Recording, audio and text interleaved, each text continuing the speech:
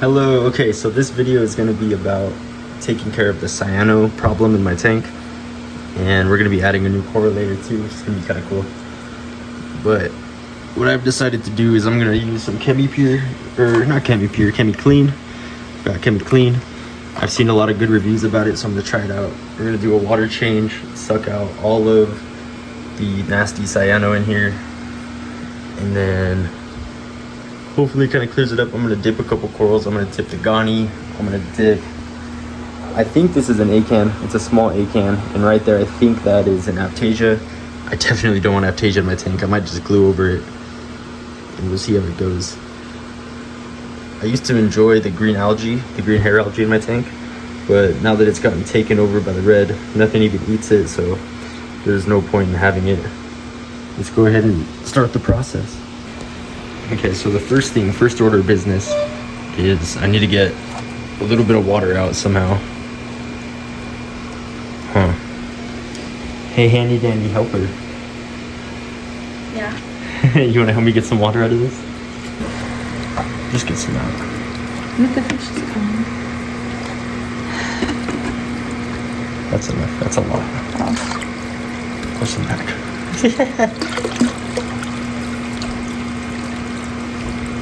Oh, you're blasting my corals. Oh, more? No, it's good. Thank you, handy dandy helper. Now that I have the water out for the dip, I do that before so I can get some clean water. I don't want to dip my corals in nasty water. I'm just going to knock all of this stuff that's bothering the corals loose. It's nice and long. It's not too bad to deal with. It's when it's short, it really sucks. It's tedious. It's not so fun. This is kind of a lot.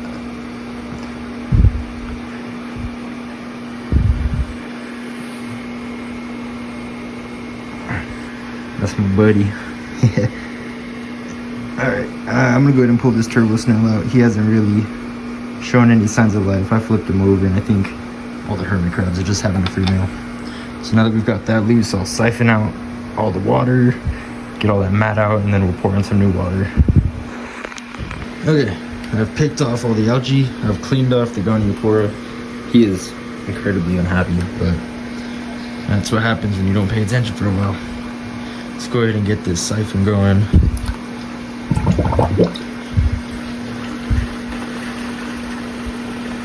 I'm just gonna scrape up all of that matting. Really make sure to get it.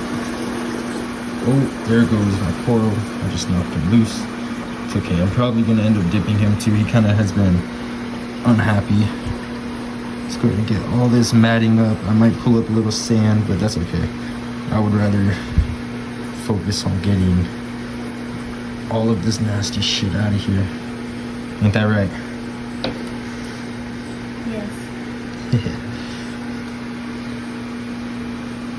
There goes another coral. I am just being destructive as I can be, but I really want to make sure to get as much as this out of my hand. I only have 5 gallons of water at my disposal. Whatever I won't get out, it'll hopefully go away from the treatment.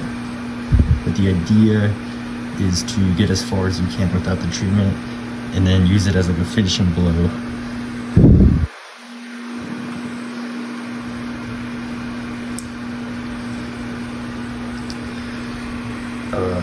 My camera angle and work might be a little shoddy, but it's because I absolutely do not want to spill this water everywhere. It's disgusting, it stinks, and I have carpet. Oh, there it goes everywhere. Okay. No, I'm pretty.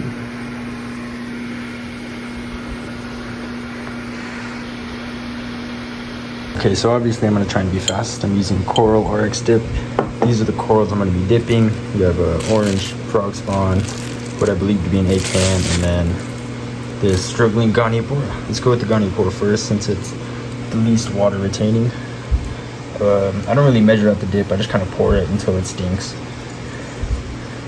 Let's dip him in there. I wanted to do this guy not because of pests, but it's supposed to help out with algae and bacterial infections, which I think he's gotten one pretty bad.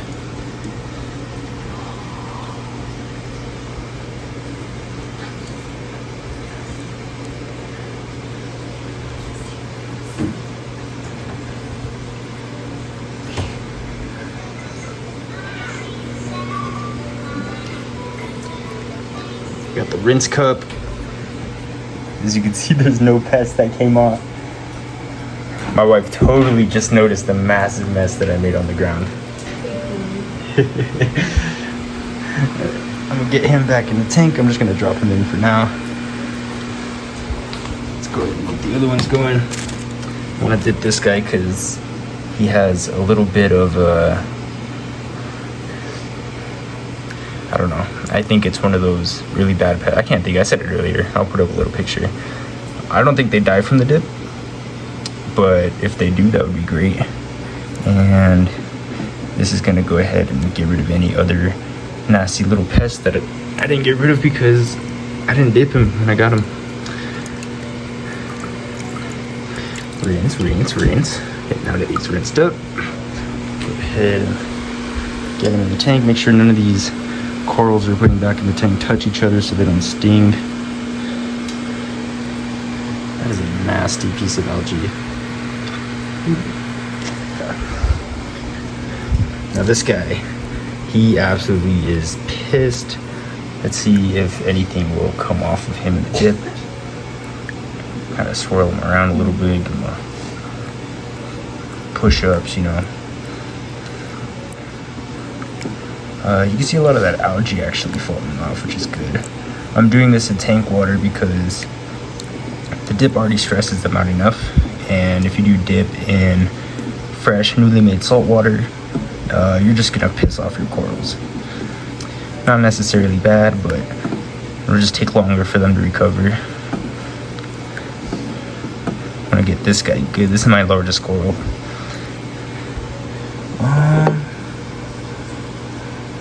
Not too much going on in there. Go ahead and rinse him out.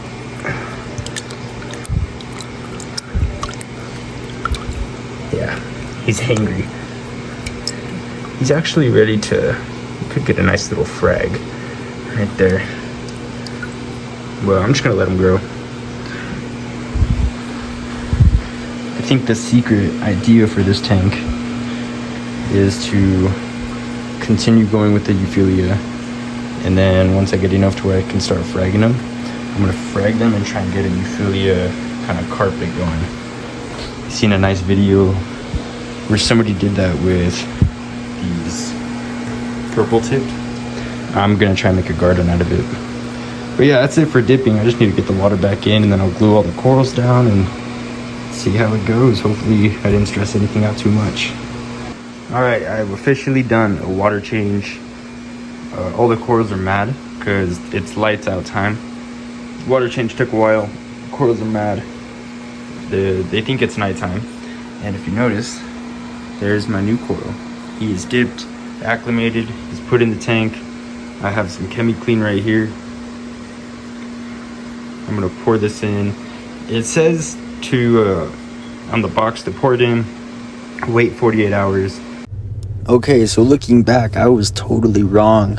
On the box, it says that you should do a dose and then wait 48 hours to perform a 20% water change and repeat that process until your problem is fixed.